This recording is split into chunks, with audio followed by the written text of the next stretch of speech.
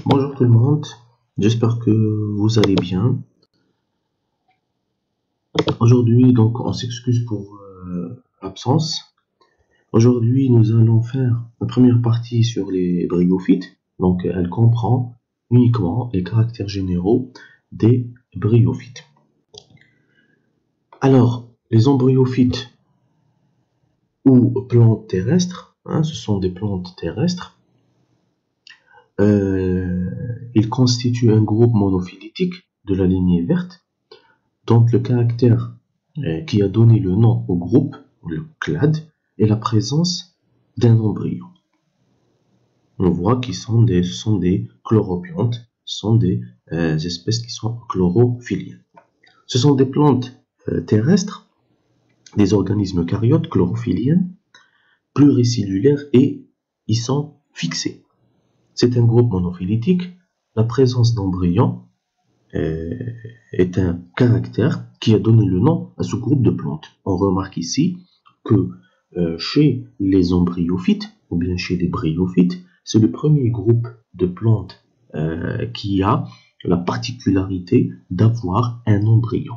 On a vu dans les séances précédentes que les champignons et les algues et les lichens n'ont pas ce caractère qui est la présence d'embryons.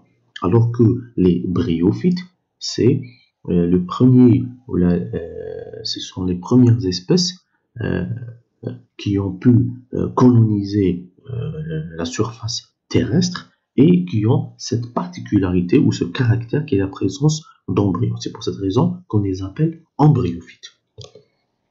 Donc, parmi les caractères des embryophytes, donc la présence d'un embryon pluricellulaire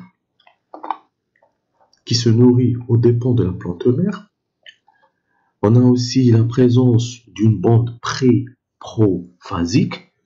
Donc au cours de la mitose, les microtubules se rassemblent autour du noyau avant la prophase, puis disparaissent. Donc ils marquent l'endroit de la future paroi. La présence de sporopollinine dans la paroi de la spore, la présence de cuticules, sauf quelques exceptions, la présence de gamétanges, c'est-à-dire archégone et anthéridie, et de sporanges, par opposition aux cystes des thalophytes. Donc les embryophytes sont aussi nommés archégoniates, car le gamétange femelle est l'archégone. Ici, j'aimerais souligner la différence entre les anges et les cystes, c'est que ces gamétanges ou bien les sporanges sont caractérisés par la présence d'une incise de cellules autour du sac qui porte les organes, qui portent les anthéridies ou bien les spores. Alors que pour les cystes, il y a absence de cette assise de cellules qui entoure les sacs et c'est ça qui fait la différence entre les deux. On a aussi ce sont des espèces qui présentent un chloroplaste à deux membranes, donc la présence de gamétanges et la présence d'un cormus, la présence d'un cormus constitué de tissus véritables, c'est-à-dire c'est la raison pour laquelle les embryophytes étaient nommés également des cormophytes. Donc il y a présence de tiges, de feuilles et de racines. La présence de chlorophylle A et B et de réserves aminacées dans le plaste.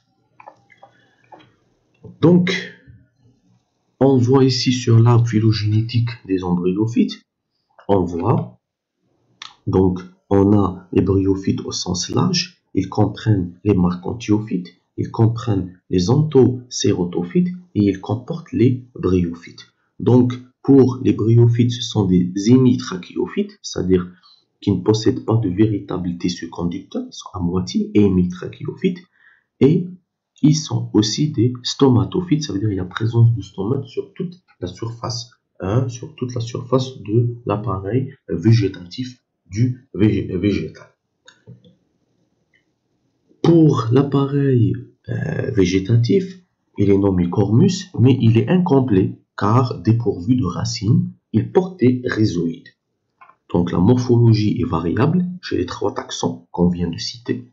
Donc axe feuillé, c'est-à-dire un cormus ou un thalle chez les marcantiophytes, qu'on les appelle également hépatiques, grâce ou à cause de la forme du végétal. Un thalle chez les onthocératophytes et un axe feuillé, c'est-à-dire un cormus, chez les bryophytes, qu'on les appelle également les mousses. Donc, on note également la présence de rhizoïdes unicellulaires chez les marcantiophytes et pluricellulaires chez les onthocératophytes et les bryophytes au sens strict.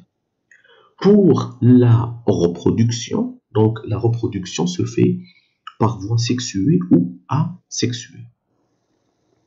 Donc, pour la reproduction asexuée, donc elle se fait par fragmentation du gamétophyte chez les bryophytes au sens strict, ou bien par formation d'organes de dissémination spécialisés qu'on appelle les propagules. Ce sont des massifs de cellules, parfois cellules isolées qu'on voit ici, massifs de cellules, donc corbeilles à propagules, et puis on voit les propagules, ce sont ces petites boules verdâtres qui seront libérées par la plante mère et qui vont germer pour donner un nouvel individu. Donc ils sont de formes variées et peuvent se former sur les feuilles et les tiges.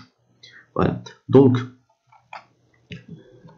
ils peuvent aussi également se reproduire par voie sexuée. Donc les organes de reproduction qui sont les archégones et les anthéridies, qu'on les appelle également des gamétanges, sont portés par des structures spécialisées en forme de petits palmiers qu'on voit ici, ce qu'on les appelle les gamétophores. Donc phore en botanique, ça veut dire porter. Ils portent les gamétanges. Voilà.